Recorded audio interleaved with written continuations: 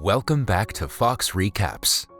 Today I'm going to explain the first episode of the series About Time, released in the year 2018. Choi Mika is a young and aspiring musical actress whose only aim in life is to star in a musical drama.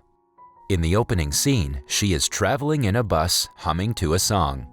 On the same highway, an older couple is driving to meet their kids. They are visibly excited as they playfully argue with each other. It is also the husband's birthday, which makes the occasion even more special. When he is distracted, they almost crash into a vehicle coming from the opposite direction. The commotion causes a series of cars to collide with each other. One of them flips and crashes another car. All other vehicles, including the bus, stop in their tracks to avoid getting into the crash zone. A while later, the police and paramedics arrive and start rescuing people. Mika and the passengers get off the bus to witness the aftermath. As Mika walks through the accident zone, she sees a timer in people's faces. She has the unique ability to see the lifespans of people around her. Most would think that the power is a blessing, but it is almost useless because she cannot stop the deaths no matter what. She comes across the couple from earlier who are thankfully not hurt. The wife has a minor injury in her hand that the husband is worried about. Mika gives her a band-aid and notices that the husband has only a minute left to live. As they talk, he gets a heart attack and falls to the ground. The wife tries calling the paramedic, but Mika stops her. Knowing that he cannot be saved, she asks the woman to be with her husband in the last seconds of his life. The woman cries, and the man says that he loves her and dies in her arms. After the death, Mika looks at her own wrist and sees that she has 167 days left to live. Because she knows when she is going to die, Mika wants to make the best of the little time she has. That is the main reason why she auditions for musical shows even after being rejected by many. Sometime later, she visits her ally So Nyo in the hospital. The two have always been close to each other. Mika gives her vitamins, medicines, and a lipstick that Sonyo is the most excited about. She tells her about a man named Mr. Park, who she has been dating since yesterday. Mika does her makeup, getting her ready for a date before Mr. Park arrives. On meeting him, she notices that he only has 67 days to live, while Sonyo still has 2 years. She feels bad for both of them, but doesn't say anything to ruin their mood. After the meeting, she has to rush to audition for a musical. Mika has prepared for the role for weeks and is confident she will be selected this time. At the same hospital, the son of a wealthy businessman, Lee Do-ha, is consulting a doctor about his anxiety. Do-ha's doctor is also his childhood best friend, Sung-bin, who knows him well. He comments that Do-ha's anxiety disorder is causing him difficulty to do simple tasks. He advises him to drive home so he can practice being independent. The doctor fidgets with a pencil, which makes Do-ha anxious and reminds him of a time he rushed to the hospital to see a loved one. After meeting with him, Do-ha asks his secretary Sung-bin to take a taxi, wanting to drive the car by himself. However, when he starts it, he panics because of his illness. He looks at a pedal floating in the air, which calms him down somehow. Suddenly, a car behind him honks its horn, asking him to hurry. Just when he backs the car, Mika appears on his way and is hit. He quickly gets out to check if she is fine. Instead of apologizing, he blames her for being careless. Mika doesn't back down and calls him out for driving carelessly. They get into an argument, but Mika has to get to the audition quickly, so tries to walk away. However, Do-ha is too paranoid to let her go without getting her checked. She thinks that if she doesn't get well later, she will file a case against him and make him pay more money. Mika assures him that she won't do anything like that, but Do-ha insists. He even gets a wheelchair from a staff member and forcefully makes her sit on it. The doctor bandages her ankle for a minor fracture and lets them go. Mika rushes outside only to see that it has started to rain. She asks Do-ha for a ride to the theater, but he refuses. Still, she gets inside the car and orders him to drive, refusing to leave even when threatened. At last, Do-ha accepts defeat and lets her drive to her destination while he sits on the passenger side. Since Mika has no fear of dying, she drives carelessly, which doesn't help Do-ha's anxiety. She reaches the theater and leaves after thanking him. However, while picking up her file, she accidentally brings the car key with her. Inside, it's almost her turn to audition. She realizes that she brought the key but decides to hand it back after the audition. She looks at her timer, which now only has 104 days left.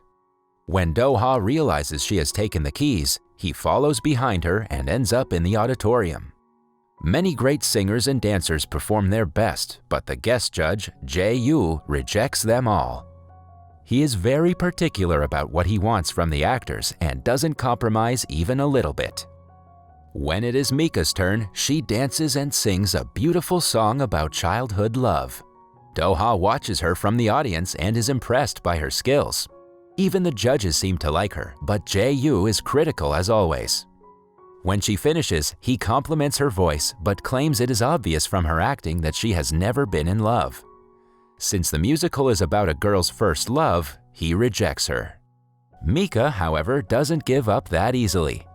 She asks him to give her a last chance to prove herself. Impressed by her courage, Jae-yu agrees and gives her a second task. She has to try to seduce the audience, thinking that they are her partner in 30 seconds. Mika panics and scans the audience. When her eyes land on Do-ha, she rushes to him and kisses him. Still, Jae-yu compliments her bravery but says that she lacks passion for love. In the meantime, Do-ha is left stunned because of the kiss. As Mika is leaving the premises, he accuses her of stealing his key and assaulting him. Mika is too heartbroken to argue, so she simply hands him the key, apologizes, and leaves. Do-ha sees her cry and feels bad for yelling at her. At night, Mika meets her best friend, Sung-hee, who is the only person who knows about her gift other than Mika herself. She mentions the timer and claims that Mika could stay home on the day of her death and be very careful. A flashback shows us the time Mika tried to save a little girl by stopping a truck from hitting her, but she died by choking on a candy. Similarly, she has tried to prevent people from dying several times, but every single time, death has proven to be inevitable.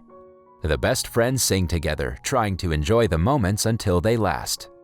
Somewhere else, Do-ha has organized a romantic date with his girlfriend.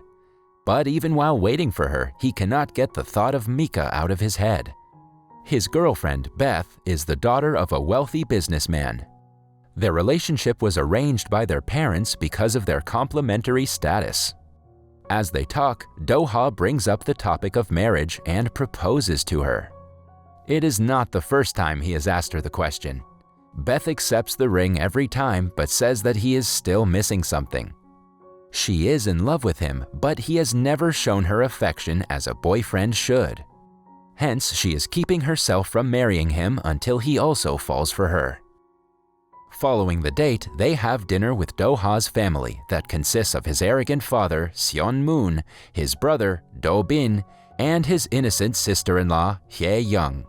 Do-ha is also the president of the cultural foundation MK Entertainment. His father doesn't approve of Do-ha working in his company and wants him to join their family business. However, Do-ha is persistent to achieve his dreams. He is even going to China the next day to meet a potential investor. After dinner, his brother informs him that his potential investor, Zhang, is crazy about extreme sports, so he might have to participate in them if he wants to get on Zhang's good side. Do-ha, who gets anxious trying to drive a car, doesn't like the idea, but he doesn't want to ask his father for help. The next morning, Mika also gets an offer for a scuba guide gig in China. She has breakfast with her mother and younger brother before leaving. Do-ha, with his friend and secretary, lands in China right before Mika. They go their separate ways, but end up staying at the same villa. Do-ha is hurt because Zhang didn't come to welcome him in the hotel. He senses that the man is not really interested in investing in a musical he is about to organize. However, he is hopeful that he can change his mind. The secretary informs him that Zhen has planned for them to go scuba diving the next day. Do-ha is nervous, but he is willing to take the risk for his dream. That evening, Mika and her boss drink to celebrate her arrival. By the end of the night, she is completely drunk sitting by the pool and singing Baby Shark.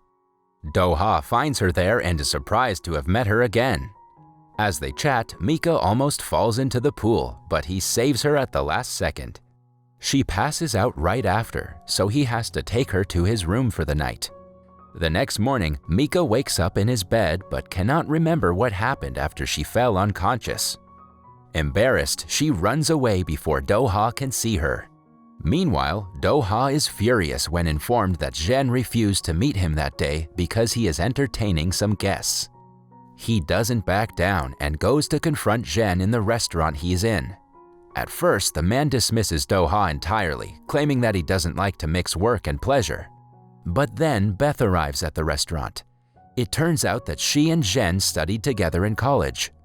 Out of respect for her, he invites Do-ha to lunch. Beth smugly asks her boyfriend to be humble because she has amazing connections. Later, the group goes to scuba dive where Do-ha again comes across Mika, who is working as a guide. He corners her and calls her out for giving him trouble when drunk. Only then she remembers that he had to carry her to the room last night. Still, Mika pretends to not know what he is talking about to avoid the subject. When they get to the middle of the ocean, they put on their suits and get ready to dive. Mika leads them in and gives them a tour. After a few minutes of swimming with the marine life, she leads everyone back up. Do-ha is behind everyone, but he gives her a thumbs up, claiming that he can swim upwards on his own. However, as soon as she turns her back, he gets a panic attack and cannot swim. All others get to the boat and wait for him to emerge, but he never does. Mika quickly dives back in and finds him at the bottom. On seeing her, he gains courage and holds her hand. They share 2 tubes from the oxygen tank and swim upwards while still holding hands. Just then, Mika gets a look at her wrist and notices that her timer has frozen. All of a sudden, she wakes up inside the boat, realizing that the last part was a dream. She checks her timer again, which is now working normally. Do-ha barges into the room at the very moment. As he does, the timer stops at 100 days, 2 hours, and 2 minutes. Mika is beyond surprised as she stares at him and back at her wrist. That was all from the video. I hope you liked it. Subscribe for more content like this and hit the like button to help us out. Also, leave a comment if you want us to recap your favorite movie. Until next time, take care.